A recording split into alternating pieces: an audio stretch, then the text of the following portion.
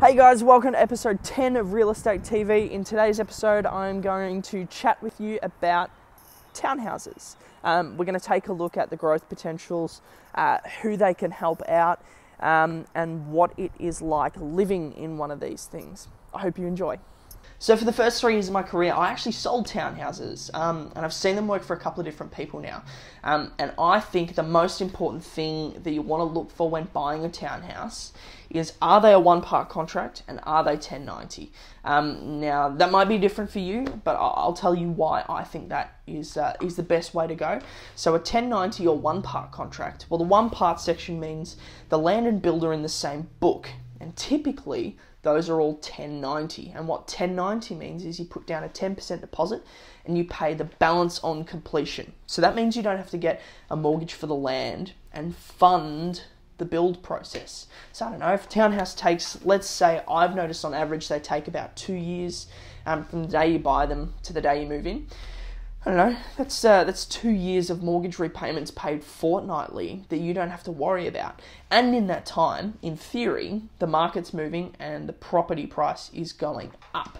So that's growth that you're getting for, well, I won't say free because you are putting down a 10% deposit, but without having to fund the mortgage. You're just parking your savings in a different location.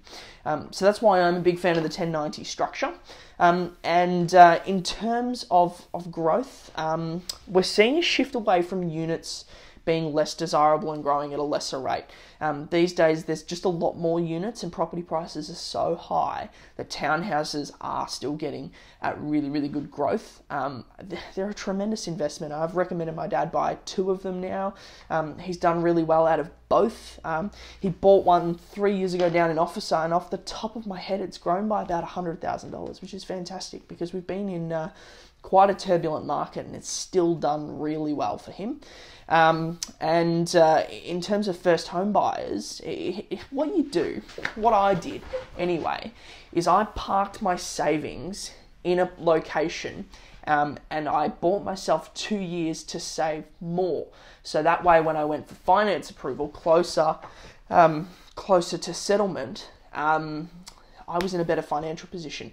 But I've said it in a couple of episodes now, you cannot outsave the market. So while the market's doing this, and I'm saving at this rate, let's say, you're just not going to catch up. So what I did is I froze the market with my 10% deposit, and I continued to save at the rate that I was saving, froze the market, but the property was still going up by that much. So the great theory behind that is, when you go to apply for a loan, you're applying for a loan on a property that is worth more than the loan that you're going for. So the property, let's talk in general terms. Let's say you go for a $340,000 loan on a property that 2 years down the track has grown by 10%. So it's gone up by, let's call it $34,000 every year. That's $68,000. It's worth more, so $408,000. So you're going for a $340,000 loan on a property that's worth $408,000. So in general terms, the bank sits down and they look at the risk on that and they go, that's a good risk. I mean, in terms of lifestyle, a lot of people like to poo-poo townhouses, I have noticed. But to be honest with you, I've now lived in this one for 6 months and I've not had too many issues. I've heard my neighbours a couple of times. I do share a party wall that shares my neighbour's wall. And I have heard them a couple of times when they're being super loud. But I mean, I can't hear their TV, I can't hear their conversations, I can't hear their dog barking, I can't hear any of that stuff. It's really when they're hanging a picture frame and literally hammering on the wall or stomping around the house. You can very faintly hear that.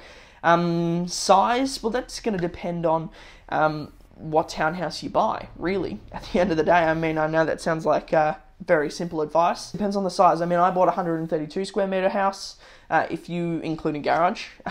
If you want to know what that is in squares, because you're old school, divided by 9.3. I found it really good. I came from a 6 square apartment. I'm going into a 12, 13 square house now. It's 3 times bigger than what I need, to be honest with you. I mean, I've got this study downstairs, which I rarely use, and tons of space. That's it. It's not so great for entertaining, but I've sold townhouses with huge living areas.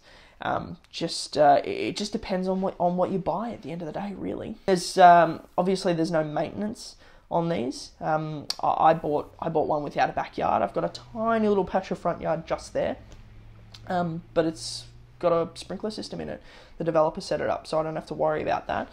All the common areas are maintained by body corporate. That's probably worth something mentioning, actually. A lot of these townhouses, especially if you're sharing party walls, are a part of body corporate, which means that you don't have to get house insurance, building insurance, should I say. So owners corp fees in here, for an example, and these are going to vary everywhere. They're $1,100 or $1,200 a year, which isn't too bad. It covers your building insurance, it covers maintenance of the property, common areas, and dispute management. So sometimes it can mean that your rates are a little bit cheaper for two reasons, because obviously you're using less land, and sometimes the owner's corp covers bin collection, so sometimes it can work out a little bit less, but I probably wouldn't be relying on that, just in case it doesn't happen.